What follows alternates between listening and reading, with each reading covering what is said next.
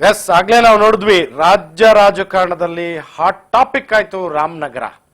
ಯಾಕೆ hot topic ಆಯ್ತು ಅನ್ನುವಂಥದ್ದು, ರಾಮನಗರದ ಅಭಿವೃದ್ಧಿಗಾಗಿನ ಅಥವಾ ಸ್ವಾರ್ಥಪರ ರಾಜಕಾರಣದ ಕಿತ್ತಾಟನ ಅಂತ.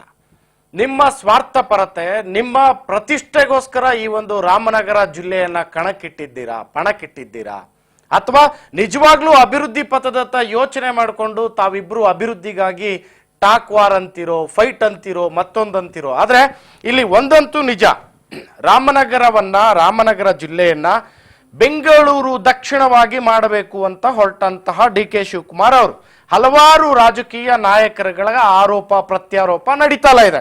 ಈಗ ಆಗ್ಲೇ ಶೋಭಾ ಕರಂದ್ಲಾಜೆ ಅವರು ಕೂಡ ಹೇಳಿದ್ರು, ಡಿ.ಕೆ. ಶಿವಕುಮಾರ್ ಅವರ ಲ್ಯಾಂಡ್ಗಳು ಆ ಭಾಗದಲ್ಲಿ ವ್ಯಾಪ್ತಿಯಲ್ಲಿ ಜಾಸ್ತಿ ಇದೆ, ತುಂಬಾ ಇದೆ.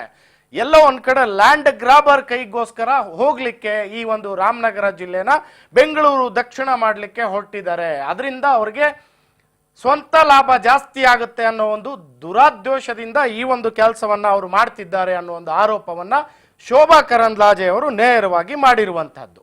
ಇನ್ನು HDK ವರ್ಸಸ್ ಡಿ.ಕೆ. ಶಿವಕುಮಾರ್ ಅಂತ ನಾವು ನೋಡೋದಾದ್ರೆ, ಕಳೆದ ಬಾರಿ ಕ್ಯಾಬಿನೆಟ್ ಸಭೆಯಲ್ಲಿ ನಿರ್ಧಾರವನ್ನ ಕೈಗೊಂಡು ನಿರಾಕ್ಷೇಪಣೆ ಪತ್ರವನ್ನ, ವರದಿಯನ್ನ ಕೇಂದ್ರ ಸರ್ಕಾರಕ್ಕೆ ಏನು ರಾಜ್ಯ ಸರ್ಕಾರ ಸಲ್ಲಿಸಿತ್ತು. ಆ ಸಂದರ್ಭದಲ್ಲಿ ಕೇಂದ್ರ ಸರ್ಕಾರ ಸಾರಾಸಗಟು ಅದನ್ನ ತಳ್ಳಿ ಹಾಕ್ತು. ಆ ಸಂದರ್ಭದಲ್ಲಿ ರಾಜ್ಯ ನಾಯಕರು ಅಂದ್ರೆ ಸೋಕಾಲ್ಡ್ ನಮ್ಮ DCM ಡಿ.ಕೆ. ಶಿವಕುಮಾರ್ ಅವರು ಸೇರಿದಂತೆ, ರಾಜ್ಯದ ಮುಖ್ಯಮಂತ್ರಿಗಳು ಸೇರಿದಂತೆ ಮತ್ತೊಂದು ಕ್ಯಾಬಿನೆಟ್ ಸಭೆಯ ಚರ್ಚೆಗೆ ಈ ಒಂದು ವಿಚಾರವನ್ನ ತರ್ತಾರೆ. ತದನಂತರದಲ್ಲಿ ಈ ಒಂದು ಸಭೆಯಲ್ಲಿ ಅಂದ್ರೆ ಈ ಒಂದು ಕ್ಯಾಬಿನೆಟ್ ಮೀಟಿಂಗ್ ನಲ್ಲಿ ಇದನ್ನ ಪಾಸ್ ಮಾಡ್ಕೊಳ್ತಾರೆ. ತದನಂತರದಲ್ಲಿ ಅವರು ಹೇಳಿರುವಂತಹದ್ದು ನಾವು ನೋಡಿದ್ವಿ. H.K. ಪಾಟೀಲ್ ಅವರು ಸಚಿವರು ಅವ್ರ ಹೇಳಿಕೆಯನ್ನ ಕೊಟ್ಟರು, ಇದು ರಾಜ್ಯದ ಭೂ ಭಾಗದ ರಾಜ್ಯ ಪತ್ರದಲ್ಲಿ ಬರೋದ್ರಿಂದ ಇದಕ್ಕೆ ಕೇಂದ್ರ ಸರ್ಕಾರದ ಹಸ್ತಕ್ಷೇಪ ಯಾವುದೇ ಕಾರಣಕ್ಕೂ ಇರೋದಿಲ್ಲ, ನಾವೇ ಮಾಡಬಹುದು, ಇದು ನಮ್ಮ ವ್ಯಾಪ್ತಿಗೆ ಒಳಪಟ್ಟಿರುತ್ತೆ, ಹಾಗಾಗಿ ನಾವು ಈ ನಿರ್ಧಾರವನ್ನ ತೆಗೆದುಕೊಂಡು ನಿಂತಿದ್ದೀವಿ ಅನ್ನೋ ಮಾತನ್ನ H.K. ಪಾಟೀಲ್ ಅವರು ಕೂಡ ಹೇಳಿದ್ರು.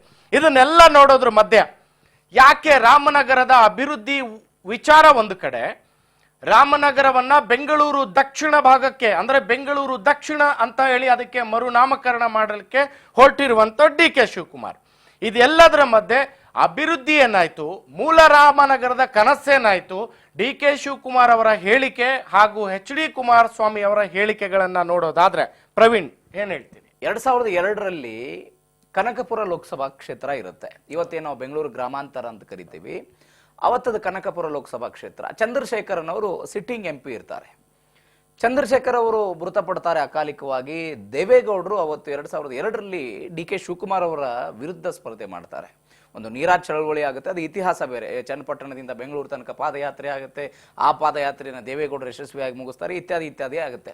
ನೀವು ನೋಡಿ, ಡಿ.ಕೆ. ಶಿವಕುಮಾರ್ ಮತ್ತು ದೇವೇಗೌಡರ ನಡುವೆ, ಅಂದ್ರೆ ನಾನು ಹೇಳ್ತಾ ಇರೋದು ಬೆಂಗಳೂರು ಹೇಗೆ ಬ್ರ್ಯಾಂಡ್ ಅನ್ನೋದಕ್ಕೆ ಡಿ.ಕೆ. ಶಿವಕುಮಾರ್ ಅವತ್ತೇ ಅದನ್ನ ಇಟ್ಕೊಂಡಿದ್ರು ಅನ್ನೋದನ್ನ 2002ರ MP ಬೈ ಎಲೆಕ್ಷನ್ ಅಲ್ಲಿ ದೇವೇಗೌಡರ ವಿರುದ್ಧ ಅವರು ಒಂದು ಪಾಯಿಂಟ್ ಹೇಳ್ತಾರೆ. ಏನಂತ ಹೇಳಿದ್ರೆ, ದೇವೇಗೌಡರು ರಾಮನಗರದವರಲ್ಲ, ಬೆಂಗಳೂರು ಗ್ರಾಮಾಂತರದವರಲ್ಲ, ಅವರ ಮೂಲ ಹಾಸನ ಅಂತ. ಅಂದರೆ ನಾನು ಹೇಳ್ತಾ ಇರೋದು, ಅವರ ಮೂಲವನ್ನ ಕೆದಕಿ ಡಿ.ಕೆ. ಶಿವಕುಮಾರ್ ಅವತ್ತು ಚುನಾವಣಾ ಪ್ರಚಾರ ಮಾಡಿದ್ರು. ಆದ್ರೆ ಚುನಾವಣೆಯಲ್ಲಿ ಸೋಲ್ತಾರೆ, ಅದೆಲ್ಲ ಬೇರೆ ಬೇರೆ ಕತೆ ಇದೆ, ಅದಕ್ಕೆ ಕಾರಣಗಳು, ಆ ವಿಶ್ಲೇಷಣೆಗೆ ನಾನು ಹೋಗೋದಿಲ್ಲ. ನಾನು ಹೇಳ್ತಾ ಇರೋದು, ಡಿ.ಕೆ. ಶಿವಕುಮಾರ್ ಅವರಿಗೆ ನಾನು ಬೆಂಗಳೂರಿನವನು, ಬೆಂಗಳೂರಿಗೆ ಸಂಬಂಧಪಟ್ಟವರು ಅನ್ನುವಂತ ವಿಚಾರ ಇವತ್ತಿಂದ ಬಂದಿದ್ದಂತಲ್ಲ. 2002ರಿಂದನೂ ಇತ್ತು. 2007ರಲ್ಲಿ ರಾಮನಗರ ಪ್ರತ್ಯೇಕ ಜಿಲ್ಲೆ ಆದಾಗ್ಲೂ ಕೂಡ ನಾನು ಇದನ್ನ ಬೆಂಗಳೂರಿಗೆ ಸೇರಿಸಲೇಬೇಕು ಎನ್ನುವಂತ ಹಠಕ್ಕೆ ಡಿ.ಕೆ. ಶಿವಕುಮಾರ್ ಅವರು ಬಿದ್ದಿದ್ರು. ಬಟ್ ನೀವು ಹೇಳ್ತಾ ಇದ್ರಿ ಅಭಿವೃದ್ಧಿ ಇತ್ಯಾದಿ ಅಂತ. IT ಸಿಟಿಗಳು ಅಂದ್ರೆ IT ಕಂಪನಿಗಳು ಬರುತ್ತೆ, ಮೆಟ್ರೋ ಬರುತ್ತೆ. ಅಪಾರ್ಟ್ ಫ್ರಮ್ ದಟ್, ನಾವು ರಾಜಕಾರಣವಾಗಿ ಇದನ್ನು ನೋಡೋದಾದ್ರೆ ರಾಜಕಾರಣದ ಗಿಮಿಕ್ ಸಹಜವಾಗಿ ಇದ್ದೇ ಇದೆ ಇದರಲ್ಲಿ. ಖಂಡಿತ JDS ಅನ್ನ ನಾನು ಮುಗಿಸಲೇಬೇಕು ಅನ್ನುವಂತಹ ಪಣಕ್ಕೆ ಡಿ.ಕೆ. ಶಿವಕುಮಾರ್ ಅವರು ಬಿದ್ದಂತೆ ಕಾಣಿಸ್ತಾ ಇದೆ. ಬಿಕಾಸ್ JDS ಒಂದು ಪಾರ್ಟಿ ಇರೋದು ಒಕ್ಕಲಿಗ ಸಮುದಾಯದಿಂದ ಬರುವಂತಹ ಪಾರ್ಟಿ. ಯಾವ ಒಕ್ಕಲಿಗರು ಹಾಸನ, ತುಮಕೂರು, ಮೈಸೂರು, ಕೋಲಾರ ಸೇರಿದಂತೆ ಬೆಂಗಳೂರು ಗ್ರಾಮಾಂತರದಲ್ಲಿ JDS ಜೊತೆಗಿದ್ರು, ಅದನ್ನ ನಾನು ಎನ್ಕ್ಯಾಚ್ ಮಾಡಬೇಕು ಅನ್ನುವಂತ ಪ್ರಯತ್ನದಲ್ಲಿ ಡಿ.ಕೆ. ಶಿವಕುಮಾರ್ ಸಹಜವಾಗಿದ್ದೇ ಇದ್ದಾರೆ. ಈ ಕಾರಣಕ್ಕಾಗಿ 2023ರ ವಿಧಾನಸಭಾ ಚುನಾವಣೆ, 2024ರ ಲೋಕಸಭಾ ಚುನಾವಣೆ, ಅದಾದ ನಂತರ ಮೊನ್ನೆ ನಡೆದಂತಹ ಬೈ ಎಲೆಕ್ಷನ್, ಇವೆಲ್ಲದರಲ್ಲೂ ಕೂಡ ಅಂಥದ್ದೊಂದು ಪ್ರಯತ್ನವನ್ನ ಮಾಡಿದ್ರು.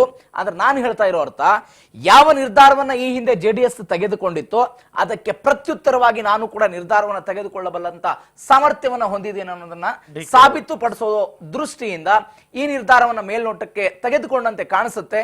ಬಟ್ ಅಭಿವೃದ್ಧಿ ಮಾಡ್ತೀವಿ ಅಂತ ಹೇಳ್ತಿರ್ತಾರೆ. ಏನ್ ಅಭಿವೃದ್ಧಿ ಮಾಡ್ತಾರೆ, ಎಷ್ಟು ಅಭಿವೃದ್ಧಿ ಆಗುತ್ತೆ ಕಾದ್ ನೋಡೋಣ.